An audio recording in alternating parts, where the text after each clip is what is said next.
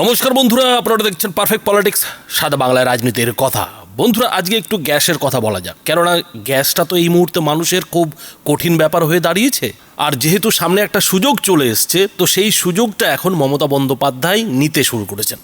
Gas নিয়ে হয়তো আমাদের এই চ্যানেলে কথা বলার প্রয়োজন ছিল না, কিন্তু যেহেতু এরই মধ্যে এই গ্যাসের অভাবকে মমতা বন্দ্যোপাধ্যায় রাজনীতির হাতিয়ার করে ফেলেছেন, ফলে দু চারটা কথা বলার নিশ্চয়ই প্রয়োজন আছে। বন্ধুরা, আপনারা জানেন যে গত বেশ কয়েকদিন ধরেই মমতা বন্দ্যোপাধ্যায় এই গ্যাস নিয়ে একটা উস্কানি দেওয়ার চেষ্টা করছেন, মানুষকে একটা খচানোর চেষ্টা করছেন, যে যাতে বিজেপিকে এর জন্য পুরোপুরিভাবে দায়ী করা যায় আর তার থেকে যাতে কিছু ভোট কুড়িয়ে নেওয়া যায়। মমতা বন্দ্যোপাধ্যায় ভোটের প্রচার শুরু করার আগেই এই গ্যাসের কিন্তু খোঁচানিটা শুরু করে দিয়েছিলেন, আর সেই খোঁচানি এখনও চলছে এবং জনসভায় দাঁড়িয়ে দাঁড়িয়ে তিনি এমন এমন কথা বলছেন, এমন নেচে নেচে বলছেন যে সেই কথাগুলো আর কারো ভালো লাগলো কি লাগলো না সেটা পরের কথা। গ্রামের যারা মহিলা, বিশেষ করে প্রত্যন্ত এলাকায় যেসব জনসভা হচ্ছে, সেই সব এলাকার মহিলারা এটা বেশ উপভোগ করছেন যে মমতা বন্দ্যোপাধ্যায় নেচে নেচে গ্যাস না থাকলে কি হবে, কিভাবে আবার গরুর গাড়িতে চড়তে হবে, উনুনে রান্না করতে হবে, সেইটা বলছেন। কি মায়েরা আমার, বোনেরা আমার, লাইন দেবেন না বিজেপিকে বেলাইন করবেন? গ্যাস বেলুন কি হলো? গ্যাস বেলুন এখন গ্যাসের দাম বাড়িয়ে দিয়েছে। দুদিন বাদে গ্যাস পাবেন কিনা জানি না। আবার ওই গরুর গাড়ি, আবার ওই উনুন, আবার ওই কালকে বলেছিল 35 দিন লাগবে, কাল আমি খুব চিৎকার করেছিলাম, আজকে বলছে 25 দিন। সব মিথ্যে কথা, এ বলতে ঝুট করতে লুট। গ্যাসের দাম কত বেড়েছে খেয়াল আছে মা বোনদের? মোদিজি আসবার আগে গ্যাসের দাম কত ছিল? 400 টাকা সিঙ্গেল সিলিন্ডারের দাম। আজ কত হয়েছে?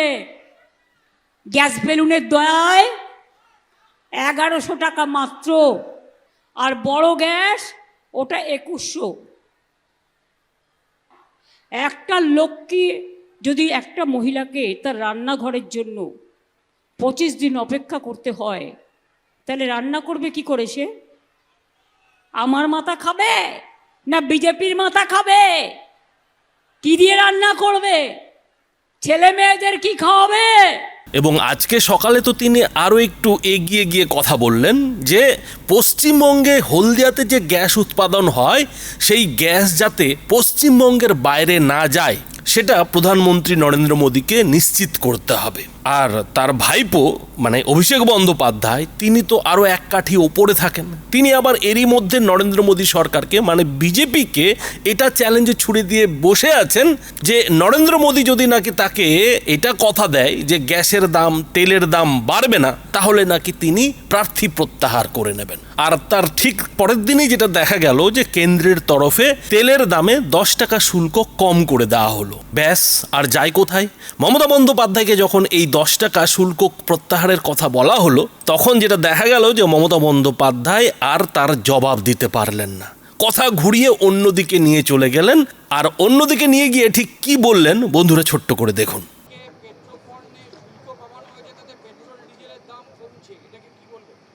আগে তো কমুক, বাড়িয়েছে কত? বাড়িয়েছে 1000%।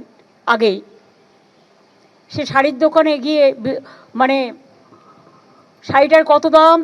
1000, কমতে কমতে এলো 400 টাকা। প্রথমেই তো 1000 টাকা বাড়িয়ে দিয়েছে, 1000%, 1000% বাড়িয়ে দিয়েছে। তারপরে এটা শুল্ক কমানো মানে কি দাম কমবে? শুল্কটা ক %? লোকে পাক, এটা আমি চাই, লোকের অসুবিধে যাতে না হয়। গ্যাসটা কি হলো?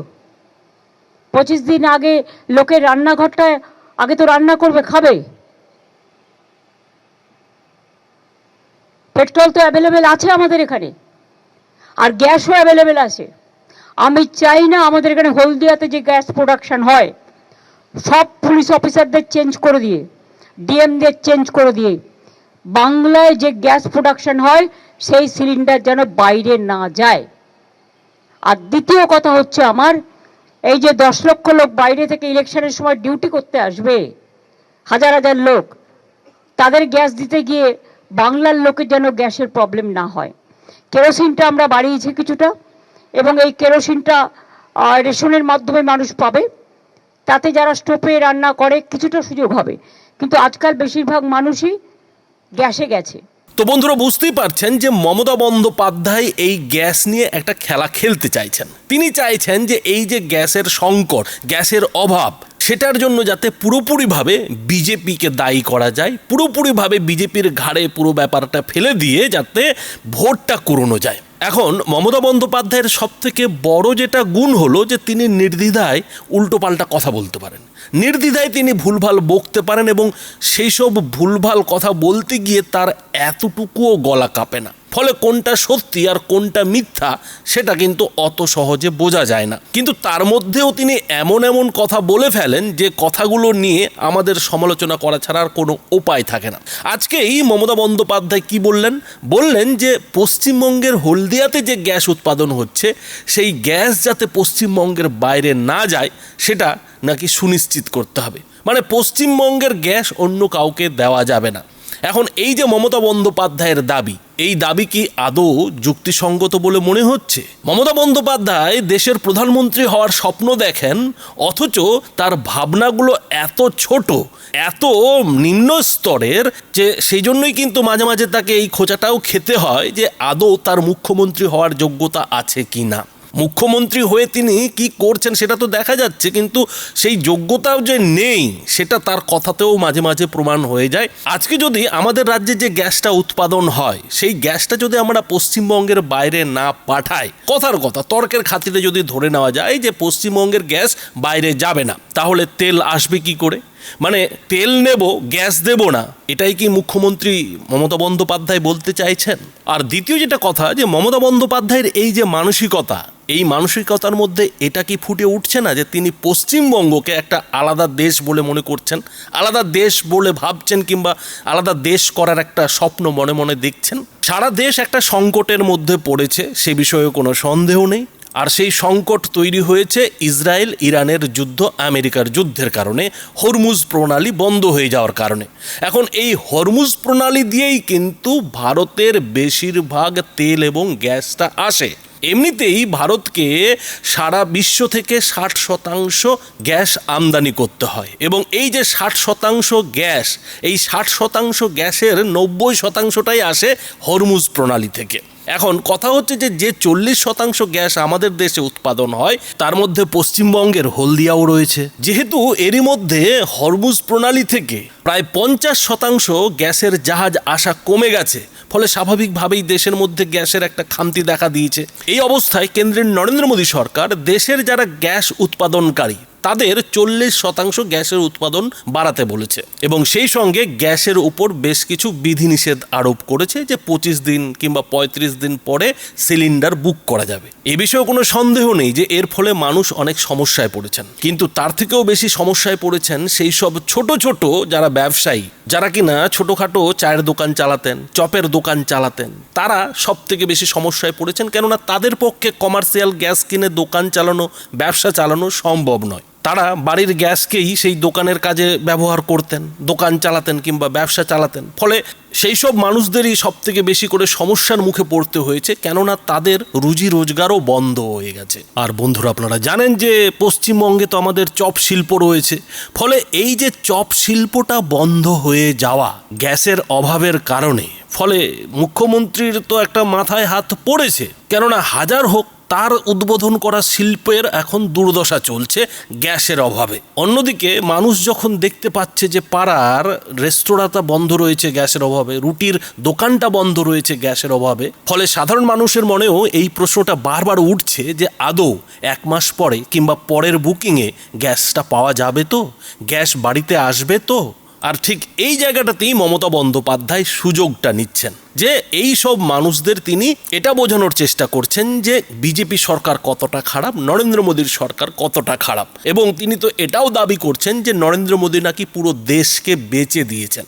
এখন মমতা বন্দ্যোপাধ্যায়ের এই যে দাবি, এই দাবির মধ্যে কতটা সত্যতা রয়েছে বন্ধুরা আপনারা জানেন, এই নিয়ে নতুন করে বলার কিছু নেই। এবং সেই সঙ্গে এটাও আপনারা জানেন যে এই রাজ্যের কি অবস্থা মমতা বন্দ্যোপাধ্যায় করে রেখেছেন, রাজ্যের যেসব পরিষেবা প্রদানকারী সংস্থা সেগুলোর কি হাল করে রেখেছেন, তা সে সরকারি বাস থেকে শুরু করে স্কুল কলেজ হাসপাতালের কি দুর্দশা করেছেন বন্ধুরা আপনারা জানেন, এবং কিভাবে এই পুরো শিক্ষা ব্যবস্থা স্বাস্থ্য ব্যবস্থা বেসরকারি হাতে চলে যাচ্ছে। অথচ মমতা বন্দ্যোপাধ্যায়ের দাবি যে মোদী সরকার দেশকে বিক্রি করে দিচ্ছে। মমতা বন্দ্যোপাধ্যায়ের কথাতেই বলতে হয় যে চালুনি বলে ছুঁচ তোর পেছন ফুটো, এই হচ্ছে গিয়ে অবস্থা। এখন এই অবস্থায় দাঁড়িয়ে নরেন্দ্র মোদী সরকার তো চাপে রয়েছে, এ বিষয়ে কোনো সন্দেহ নেই, কেননা 6টি রাজ্যে বিধানসভা ভোট রয়েছে। আর সেই বিধানসভা ভোটের আগে মানুষের ঘরে যদি গ্যাস না থাকে তাহলে ভোটে তো প্রভাব পড়বে, এবং সেটা নরেন্দ্র মোদী জানেন বলেই কিন্তু তার সরকার সারা বিশ্ব থেকে আতিপাতি করে এই গ্যাস কিংবা তেলের জাহাজ কিন্তু নিয়ে আসছে। এবং সবথেকে যেটা ভালো খবর যে ইরান যে কটি দেশের জাহাজ এখন পর্যন্ত ছেড়েছে তার মধ্যে কিন্তু ভারতের নাম রয়েছে। এবং আজকেও কিন্তু একটি বড় গ্যাসের জাহাজ গুজরাতের ভাদিনার বন্দরে এসে পৌঁছেছে। জগবসন্ত নামের যে জাহাজে কিন্তু 47,600 মেট্রিক টন গ্যাস রয়েছে। এছাড়াও পাইন গ্যাস নামের একটি জাহাজ আরও 45,000 মেট্রিক টন গ্যাস নিয়ে কিন্তু কর্ণাটকের ম্যাঙ্গালুরু বন্দরে আসছে। এবং যতটা সরকারি সূত্রে জানা যাচ্ছে যে এই মুহূর্তে হরমুজ প্রণালীতেই নানা করে ভারতের পতাকাধারী 20টি জাহাজ আটকে রয়েছে, যার মধ্যে 5-6টি কিন্তু এই গ্যাসের জাহাজ। অর্থাৎ পরিস্থিতিটা এই মুহূর্তে এমন যে চাইলেও কিন্তু ভারত অত সহজে গ্যাস আনতে পারছে না। তাছাড়া যুদ্ধের ফলে যেভাবে কাতার থেকে শুরু করে সৌদি আরবিয়া থেকে শুরু করে এমনকি ইরানেরও বড় বড় গ্যাস উৎপাদন কেন্দ্রগুলোতে বোমা পড়েছে, মিসাইল পড়েছে, তাতে সেগুলো কিন্তু পুরোপুরিভাবে বন্ধ হয়ে পড়ে রয়েছে, পুরোপুরিভাবে কিন্তু অচল হয়ে গেছে। এই অবস্থায় দাঁড়িয়ে ভারতকে আমেরিকা থেকেও গ্যাস আনাতে হচ্ছে। অর্থাৎ গ্যাসের একটি জাহাজ ভারতে আসতে যেখানে আগে 15 দিন থেকে 20 দিন সময় লাগাতো, সেই জাহাজকে এখন আসতে 2 মাস থেকে 3 মাস সময় লাগছে। এই অবস্থায় দাঁড়িয়ে বিরোধীদের কাছে একটা যে সুবর্ণ সুযোগ চলে এসছে সে বিষয়ে কোনো সন্দেহ নেই। কিন্তু তৃণমূল যে হারে এই গ্যাস নিয়ে রাজনীতি করছে, অন্য বিরোধীরা কিন্তু এই গ্যাস নিয়ে ততটা রাজনীতি করছে না। আর ঠিক এই জায়গাটাতেই যেটা প্রশ্ন উঠছে যে তৃণমূলের এই যে গ্যাস রাজনীতি, মমতা বন্দ্যোপাধ্যায়ের এই যে গ্যাস রাজনীতি, এই রাজনীতির পেছনে কোনো খেলা আছে? কোনো খেলা কি মমতা বন্দ্যোপাধ্যায় খেলতে চাইছেন? এই মুহূর্তে যেভাবে তেলের দামে 10% শুল্ক কমিয়ে দেওয়া হয়েছে, মমতা বন্দ্যোপাধ্যায় এই খবরটা নিয়ে যেভাবে কথা এড়িয়ে গেলেন, কিন্তু তিনি তো এটা বলতে পারতেন যে রাজ্য সরকারের যে শুল্ক, সেই শুল্কেও তিনি কিছুটা ছাড় দিচ্ছেন। এখন ভোটের মুখে মমতা বন্দ্যোপাধ্যায় শুল্ক ছাড় দিতে পারেন কিনা সেটা বন্ধুরা বিশেষজ্ঞরাই বলতে পারবেন। কিন্তু মমতা বন্দ্যোপাধ্যায়ের কথাবার্তা শুনে যেটা মনে হলো যে রাজ্য সরকারের সেই ক্ষমতা আছে, কেননা মমতা বন্দ্যোপাধ্যায় কিন্তু এটা বললেন যে কেরোসিন তেলের কিন্তু তিনি যোগান বাড়িয়ে দিয়েছেন, অথচ এইটা তিনি বলছেন না যে এই মুহূর্তে তার কাছে ক্ষমতা নেই, ফলে তিনি তেলের দাম নিয়ে কিছু করতে পারবেন না। তিনি বরং কি বললেন? তিনি বরং যেটা বললেন যে আগে দাম কমা, আগে দেখি।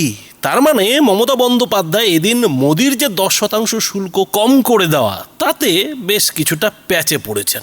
এখন ভয়টা হচ্ছে যে মমতা বন্দ্যোপাধ্যায় এই যে গ্যাসের খেলাটা খেলছেন, গ্যাসের বেলুনটা ফুলিয়ে বাঙালিকে দেখাচ্ছেন, বাংলার মানুষকে দেখাচ্ছেন, সেই গ্যাস বেলুনটা ঠিকঠাক থাকবে তো?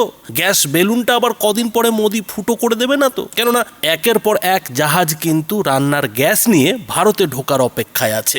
অথচ তিনি যখন জনসভায় গিয়ে ভাষণ দেন তখন কিন্তু পরিষ্কার যেটা বলেন যে আমার কাছে তো আর কোনো ক্ষমতা নেই, আমার তো সব ক্ষমতা কেড়ে নিয়েছে। তাহলে আজকে তো তিনি এটা বলতে পারতেন যে আমার কাছে কোনো ক্ষমতা নেই।